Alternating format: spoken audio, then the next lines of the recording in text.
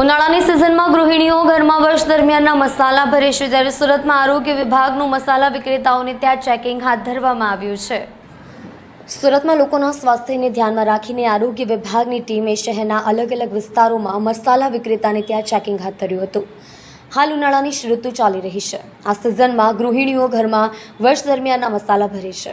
સુરતમાં લોકોના સ્વાસ્થ્યને ધ્યાનમાં રાખીને આરોગ્ય વિભાગની ટીમે શહેરના રાંદેર વિસ્તારમાં મસાલા વિક્રેતાને ત્યાં ચેકિંગ હાથ ધર્યું હતું। સુરત મહાનગરપાલિકાના આરોગ્ય તંત્રએ સુરત શહેરના રાંદેર વિસ્તારમાં મસાલા બજારમાં ચેકિંગ હાથ ધર્યું હતું। કાળી મરીના ભેળસેળ થતું હોવાની શંકાએ મરચું, મરી, હળદર સહિતના મસાલાના નમૂના લઈને સ્થળ ઉપર લેબ વાહનમાં તપાસ કરવામાં આવી હતી। HS Patel, food safety officer, Surat મહાનગરપાલિકા। કઈ રીતની કામગીરી ફૂડના સેમ્પલ માટેની કરવા જઈ રહી છે? હાલમાં મરી મસાલાને જે ભરવાની સિઝન ચાલે છે ઘરોમાં, એટલા માટે મરી મસાલાના સેમ્પલની લેવાની કામગીરી સુરત કોર્પોરેશનના વિસ્તારમાં આવેલા દરેક ઝોનોમાં કામગીરી ચાલી રહી છે। કેટલી ટીમ હાથ ધરાવી? હાલમાં 6 ટીમો જેવી છે જે દરેક ઝોનોમાં જઈને કામગીરી અત્યારે આપ કઈ જગ્યા ઉપર સેમ્પલ લેવા માટે ઉપસ્થિત છો? હાલમાં રાંદેર ઝોનમાં આનંદનગર રોડ ઉપર છે અને ત્યાંના મંડપમાંથી સેમ્પલ લેવાની કામગીરી ચાલે છે। કયા કયા મસાલાના સેમ્પલ લીધા? હમણાં મરી મસાલામાં મરચા પાવડર છે, હળદર પાવડર છે, ધાણા પાવડર એ મુજબના સેમ્પલ લઈએ છીએ હમણાં। હવે સર વાત કરીએ તો આનું સેમ્પલનું ટેસ્ટિંગ કેટલા સમયમાં આવી જશે? એનો રિપોર્ટ બહુ જલ્દી આવી જાય છે અને જે પ્રમાણે રિપોર્ટ આવશે તે પ્રમાણેની આગળની કાર્યવાહી ફૂડ સેફ્ટી સ્ટાન્ડર્ડના અનુસંધાનમાં કરવામાં આવે છે। સુરતના વરાછામાં રહેતા વેપારીને કોકાઇન નામની વેબસાઇટ થકી હની ટ્રેપમાં ફસાવતા અમરોલી પોલીસ મથકે ફરિયાદ નોંધાવવા પામી છે। સુરતના વરાછા વિસ્તારમાં રહેતા અને જોબ વર્કનું કામકાજ કરતા 36 વર્ષીય વેપારી હની ટ્રેપનો ભોગ બન્યો છે।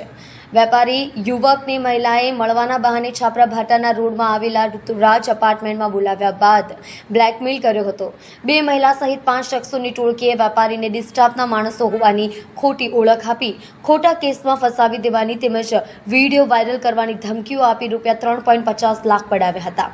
ભોગ બનનાર વેપારીએ આ મામલે પોલીસ ફરિયાદ નોંધાવતા પોલીસે ટોળકી સામે ગુનો નોંધી વધુ તપાસ હાથ ધરી છે। શહેરના વરાછા બરોડા પ્રિસ્ટેજ પાસે કસ્તુરબા નગર ખાતે રહેતા મૂળ ભાવનગરના પાલીતાણાના વતની અને જોબવર્કનું કામકાજ કરતા 36 વર્ષીય નિલેશ હરજીભાઈ સાચપરાને 2 મહિલા સહિત 5 જણાની ટોળકીએ હની ટ્રેપમાં ફસાવી ₹3,50,000 પડાવ્યા હતા। નિલેશને 9 ડિસેમ્બરના રોજ અલ્પા નામની મહિલાએ છાપરાભાટા રોડમાં આવેલા ઋતુરાજ એપાર્ટમેન્ટમાં મળવા માટે બોલાવ્યો। નિલેશ મહિલાને મળવા માટે એપાર્ટમેન્ટના ફ્લેટમાં જવાની સાથે જ 3 અજાણ્યા શખ્સોએ રૂમમાં ધસી આવ્યા હતા અને પોતાની ઓળખ ડી સ્ટાફના માણસો તરીકેની આપી હતી તેમજ ખોટા કેસમાં ફસાવી દેવાની ધમકી આપી વિડીયો વાયરલ કરવાની ધમકી આપી ₹3,50,000ની ખંડણી વસૂલી હતી। આજે મુખ્યમંત્રી ભૂપેન્દ્ર પટેલ અને મંત્રીમંડળ સાથે ભાજપ પ્રદેશ પ્રમુખ અને નવસારી લોકસભાના ઉમેદવાર CR પાટીલે વિજય સંકલ્પ રેલી યોજી હતી। વિજય મુહૂર્ત નીકળી જતા હવે આવતીકાલે ભાજપ ઉમેદવાર CR પાટીલ ઉમેદવારી પત્ર ભરશે।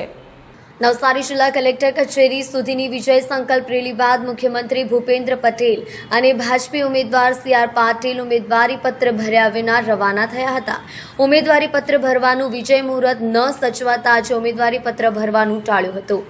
હવે આવતીકાલે ભાજપી ઉમેદવાર CR પાટીલ વિજય મુહૂર્તમાં પોતાની ઉમેદવારી નોંધાવશે। ભાજપ પ્રદેશ પ્રમુખ CR પાટીલ રોડ શો યોજી નવસારીના લોકસભા બેઠકના ઉમેદવાર તરીકે ઉમેદવારી ફોર્મ ભરવાના હતા। જોકે CR પાટીલ વિજય મુહૂર્તમાં સ્થળ પર પહોંચી શક્યા નહોતા, જેથી તેમણે આવતીકાલે ઉમેદવારી ફોર્મ ભરવાની જાહેરાત કરી છે। મહત્વનું છે કે CR પાટીલે નવસારીમાં વિજય સંકલ્પ રેલી યોજી હતી અને આ રોડ શોમાં મુખ્યમંત્રી ભૂપેન્દ્ર પટેલ, ગૃહ રાજ્યમંત્રી હર્ષ સંઘવી સહિતના નેતાઓ અને કાર્યકર્તાઓ જોડાયા હતા। સુરત લોકસભા બેઠક પર કોંગ્રેસના ઉમેદવાર નિલેશ કુંભાણી સમર્થકો સાથે મોટી સંખ્યામાં રેલી આકારે કલેક્ટરાલયે પહોંચીને ફોર્મ ભર્યું છે।